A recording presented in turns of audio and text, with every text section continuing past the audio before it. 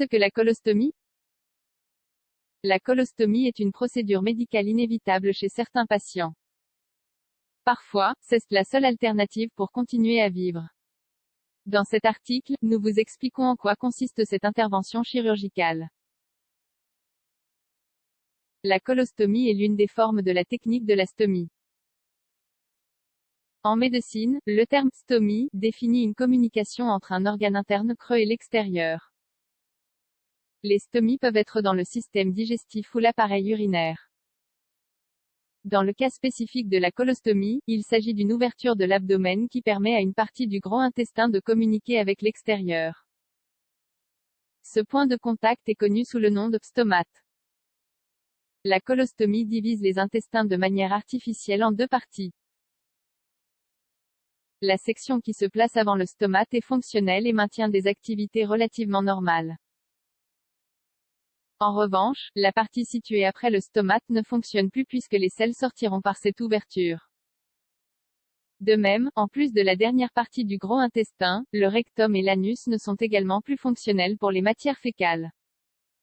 Néanmoins, il est possible que la muqueuse continue à produire des liquides qui s'expulsent vers l'extérieur. Comme la colostomie se situe dans le gros intestin, l'absorption des nutriments reste intacte. Rappelez-vous que ce processus appartient à l'intestin grêle, situé au-dessus et qui n'est pas affecté par cette intervention.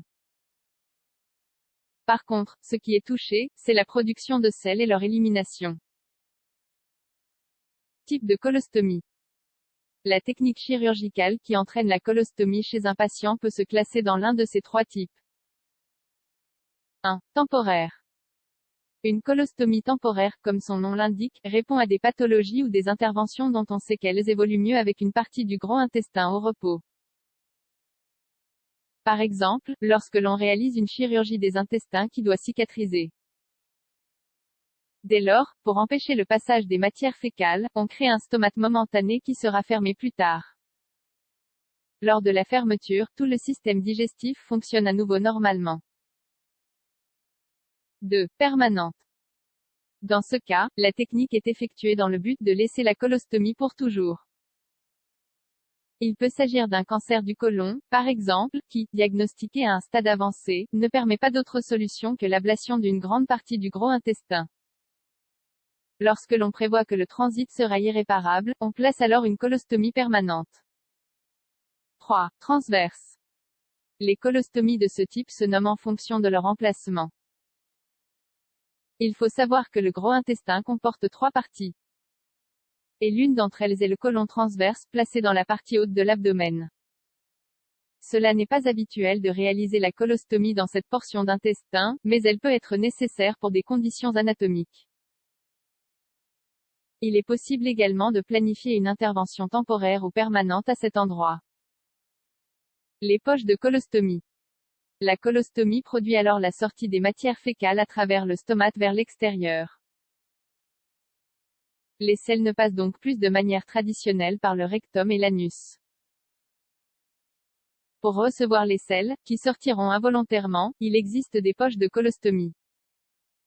Ces dernières se fixent fermement à la stomie et agissent comme un réservoir afin que le gros intestin fonctionnel expulse régulièrement.